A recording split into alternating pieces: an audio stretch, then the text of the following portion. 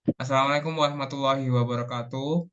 Yang kami hormati Dr. Wawan Satyo Nugroho, MSI AKCA selaku dosen pengampu mata kuliah metode penelitian bisnis.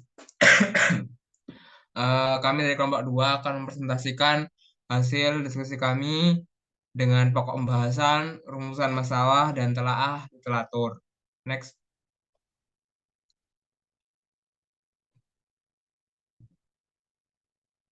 Untuk anggota kelompok kami, yang pertama ada Septian Larasati, nomor akhir 001, lalu ada saya, Syoda Abdirauf, nomor akhir 006, lalu ada Zakaria Aliputra Rukanda, nomor akhir 017, lalu ada Hilda Taskia, nomor akhir 0019, lalu Raffi Alfarizi, 0029, dan terakhir Valentina Andari Winta Pratama, nomor akhir 0031.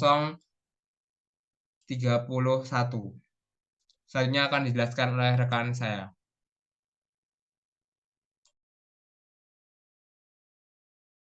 Masuk materi pertama yaitu mengenai rumusan masalah. Rumusan masalah adalah pernyataan yang berisi permasalahan yang ingin dicari jawabannya melalui proses penelitian. Rumusan masalah harus jelas, spesifik, dan juga memiliki relevansi dengan kebutuhan atau perubahan dalam masyarakat. Next.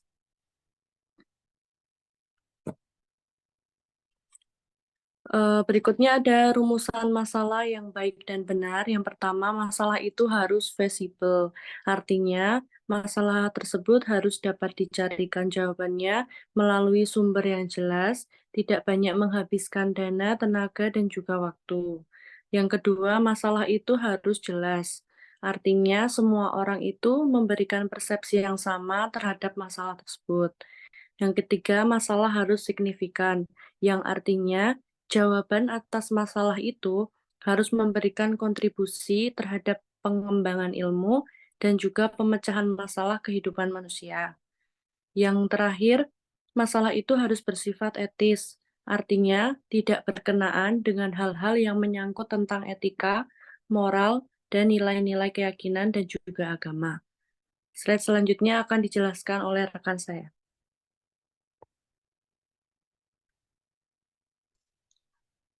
Melanjutkan, slide selanjutnya adalah tinjauan pustaka.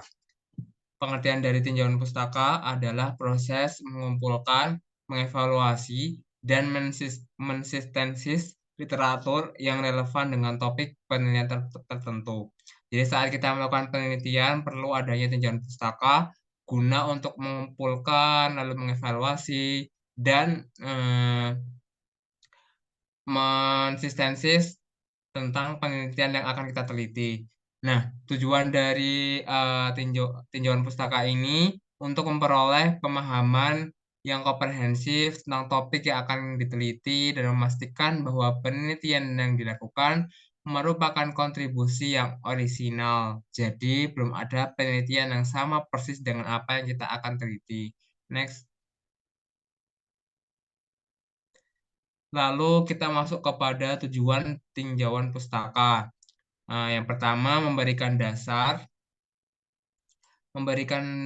untuk mengembangkan kerangka teoritis yang komprehensif dan hipotesis yang dikembangkan untuk pengujian. Jadi saat kita melakukan tinjauan pustaka, kita bisa juga mengembangkan hipotesis dan mengembangkan juga kerangka teoritis. Lalu yang selanjutnya, memberikan argumen untuk hubungan di antara variabel-variabel dalam model konseptual. Jadi saat kita melakukan tinjauan pustaka, maka kita akan menemukan argumen-argumen yang berhubungan dengan variabel-variabel yang ada dalam penelitian kita. Selanjutnya akan dijelaskan oleh rekan saya. Baik, selanjutnya fungsi tinjauan pustaka. Yang pertama, untuk mengkaji sejarah permasalahan. Dengan mempelajari penelitian sebelumnya, peneliti dapat mempengaruhi bagaimana permasalahan tersebut telah dikaji sebelumnya, temuan apa yang telah ditemukan, dan bagaimana peneliti yang sedang dilakukan dapat memberikan kontribusi baru. Yang kedua, membantu peneliti untuk mendalami landasan teori yang berkaitan dengan permasalahan penelitian. Dengan mempelajari penelitian sebelumnya, peneliti dapat mengidentifikasi teori-teori yang relevan dan memahami konsep-konsep yang mendasari bidang penelitian tersebut. Hal ini membantu peneliti dalam merancang kerangka teori yang kuat untuk penelitian mereka. Yang ketiga, membantu peneliti untuk mengkaji kelebihan dan kekurangan hasil penelitian terdahulu. Dengan melihat temuan-temuan sebelumnya, peneliti dapat mengidentifikasi kelemahan atau batasan dalam studi-studi sebelumnya dan berpotensi mengatasi kekurangan tersebut dalam penelitian mereka sendiri. Yang keempat, menghindari adanya duplikasi penelitian. Dengan memahami penelitian yang telah dilakukan sebelumnya, peneliti dapat menghindari duplikasi penelitian yang tidak diperlukan dan memastikan bahwa penelitian mereka memberikan kontribusi baru. Yang kelima, membantu peneliti menunjang perumusan masalah. Dengan mempelajari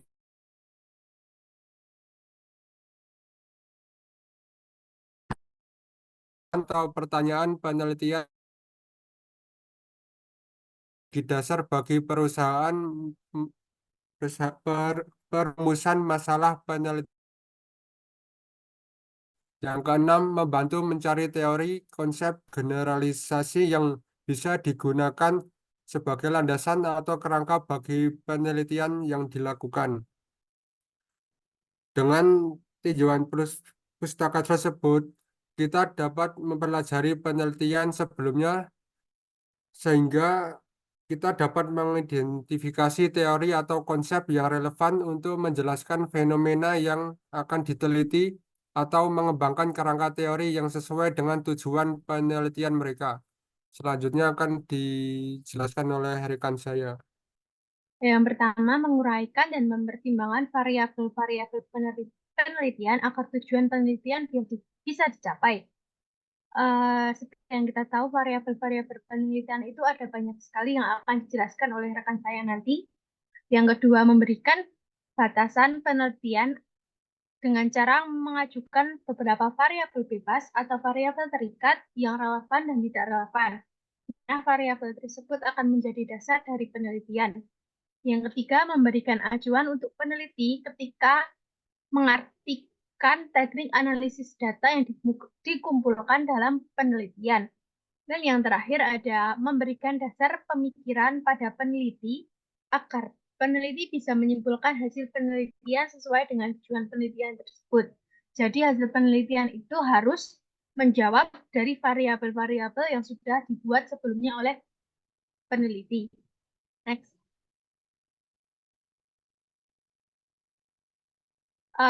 Selanjutnya kajian teoretis. Kajian teoretis ini pasti ada di dalam sebuah penelitian. Kajian teoretis ini merupakan proses pengumpulan, mengevaluasi, dan mensintetis literatur, teori, dan penelitian yang relevan dengan penelitian tertentu. Di mana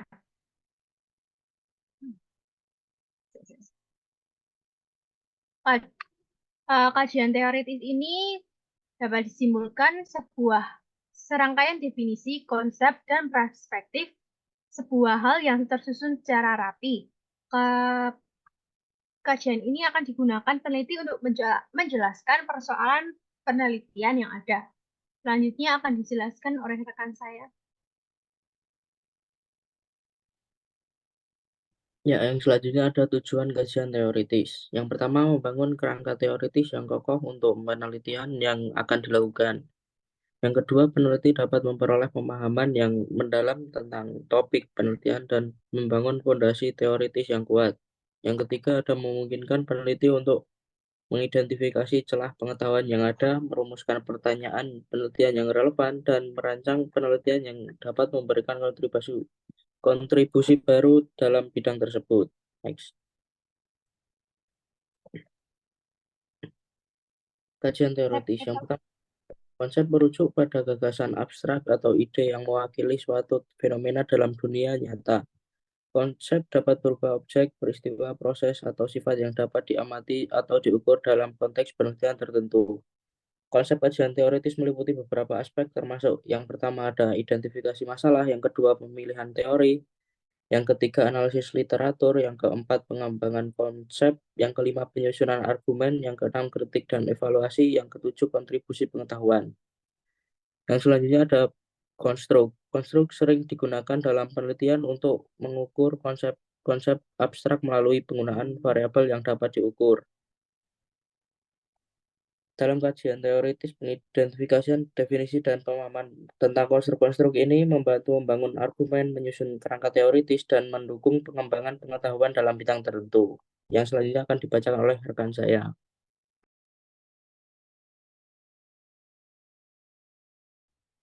Yang selanjutnya ada variabel. Variabel atribut seseorang atau objek yang mempunyai variasi antara satu orang dengan yang lain atau satu orang dengan objek yang lain.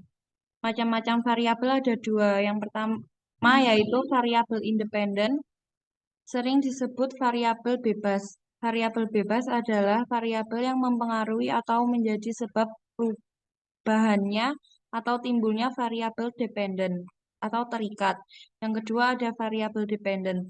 Sering disebut variabel output atau terikat. Variabel terikat merupakan variabel yang mempengaruhi atau yang menjadi akibat karena adanya variabel bebas. Contoh dari variabel independen dan dependen adalah Gatorade dan peningkatan performa atletik.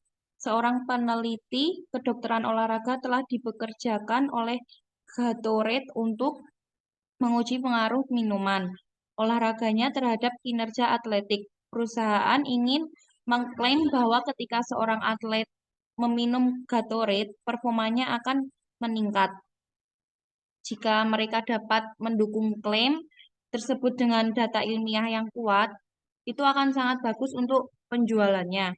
Jadi peneliti pergi ke universitas terdekat dan secara acak memilih atlet putra dan putri dari beberapa cabang olahraga. Contohnya bola voli, bola basket, sepak bola.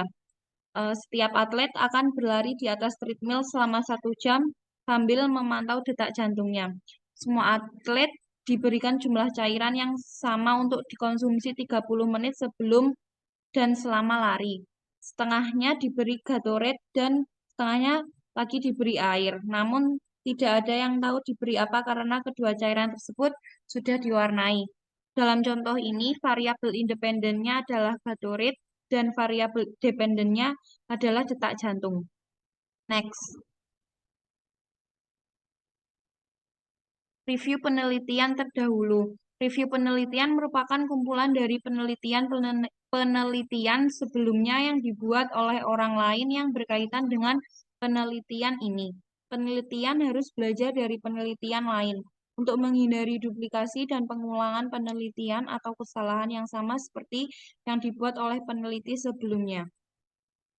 Kembali ke moderator. Baik, mungkin itu saja yang bisa kami presentasikan. Kurang lebihnya mohon maaf. Wabillahi taufiq wal hidayah. Wassalamualaikum warahmatullahi wabarakatuh.